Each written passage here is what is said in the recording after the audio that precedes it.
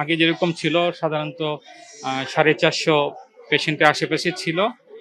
এই ডিসচার্জ এবং এডমিশন মোটামুটি কাছাকাছি আছে বিগত কয়েকদিন যাবতই। ওরকম পরিবর্তন নাই, কমে যাচ্ছে এটা বলা যাচ্ছে না, আবার যে খুব বাড়তেছে এরকমও না। এটা আপ ডাউন করতেছে, মোটামুটি একই রকম থাকতেছে। অবশ্যই এটা উদ্বেগজনক, এটা তো আমাদের দেশে আসলে এত বেশি আকারে হয় নাই, এখন দেখা দিচ্ছে এবং অনেক বাচ্চা তীব্রভাবে আক্রান্ত হচ্ছে, মারা যাচ্ছে।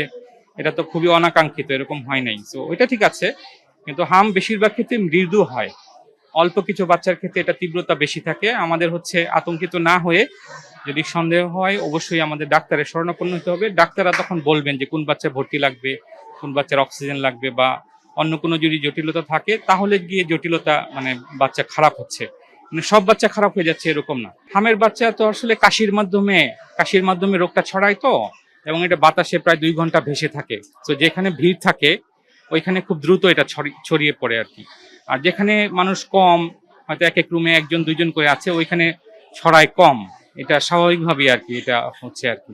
তো যেখানে বস্তি বস্তি এলাকাতে যেখানে এক রুমে 3 জন 4 জন থাকে, এক বাচ্চা থেকে অন্য বাচ্চায় খুব দ্রুত ছড়িয়ে যাবে, এটাই হচ্ছে। ঢাকার বাইরে থেকে রোগী আসছে, হ্যাঁ, আমরা ভোলা, বরিশাল এবং দেশের অন্যান্য জায়গা থেকেও রোগী পাচ্ছি। হাম অবশ্যই এটা অনাকাঙ্ক্ষিত একটা মহামারী এখন চলতেছে, এবং হামে যদি হয় বাচ্চার জ্বর, র্যাশ থাকে, সাথে ঠান্ডা কাশির লক্ষণগুলো থাকে, তো এরকম দেখলে আমরা চিকিৎসকের পরামর্শ নিব।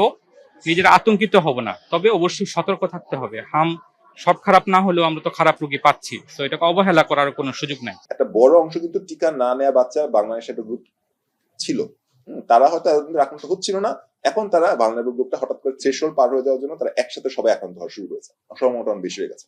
এর সাথে সাথে পুষ্টিহীনতা, এর সাথে সাথে হচ্ছে গিয়ে যে যে আমাদের যে মিজেলসের যে আমাদের যে ক্যাম্পেইনটা হয়, যে এক্সট্রিম যে ক্যাম্পেইন প্রতি 4 বছর বা 5 বছর পর যে ক্যাম্পেইনটা হয়, কেন হয়?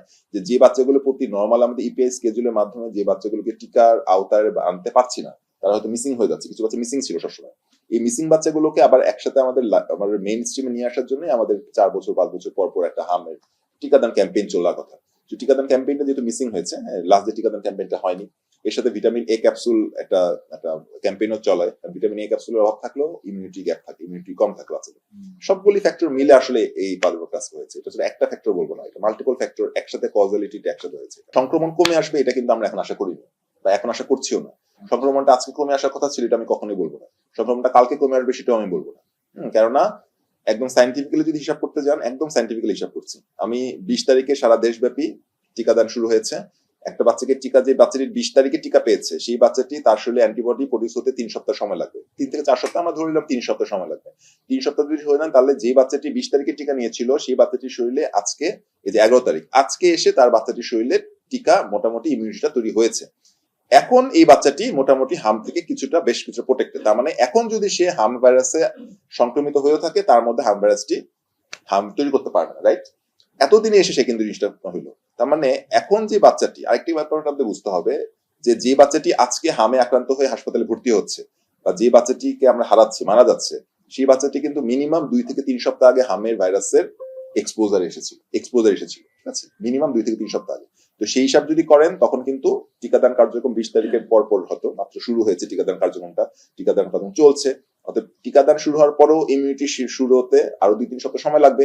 তখন আমাদের নতুন রোগী আক্রান্ত হওয়া কমবে। বেশিরভাগ বাচ্চাই কমপ্লিকেশন হচ্ছে গিয়ে সিভিয়ার নিউমোনিয়া এবং তার ফুসফুসের সংক্রমণ হচ্ছে, যেটাকে আমরা বলে থাকি যে মিজেলস ভাইরাসের পরবর্তী কোন একটি ভাইরাস অথবা অন্য একটি ব্যাকটেরিয়া দিয়ে সে আক্রান্ত হচ্ছে, নিউমোনিয়া আক্রান্ত হয়েছিল। সে নিউমোনিয়াটি পরবর্তীতে সেপ্টিসেমিয়া, মানে পুরো রক্তের মধ্যে ছড়িয়ে গিয়ে সেপ্টিক শক, এবং পরবর্তীতে রোগীটি মৃত্যুবরণ করেছে।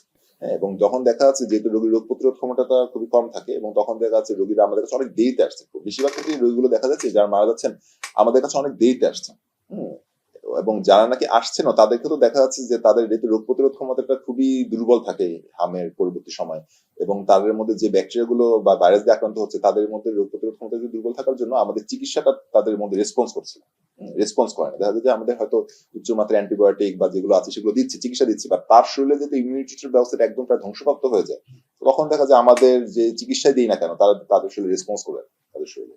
এই বাচ্চাগুলো আমাদের খুবই সমস্যা হচ্ছে। মিজেলস ভাইরাসের বেশ কিছু ইউনিক ক্যারেক্টারিস্টিক আছে। এর মধ্যে একটা ক্যারেক্টারিস্টিক হচ্ছে গিয়ে তার রোগ প্রতিরোধ ক্ষমতাকে সে অনেকখানি নষ্ট করে দেয়। এটা কিন্তু অন্য ভাইরাসের ক্ষেত্রে নাই।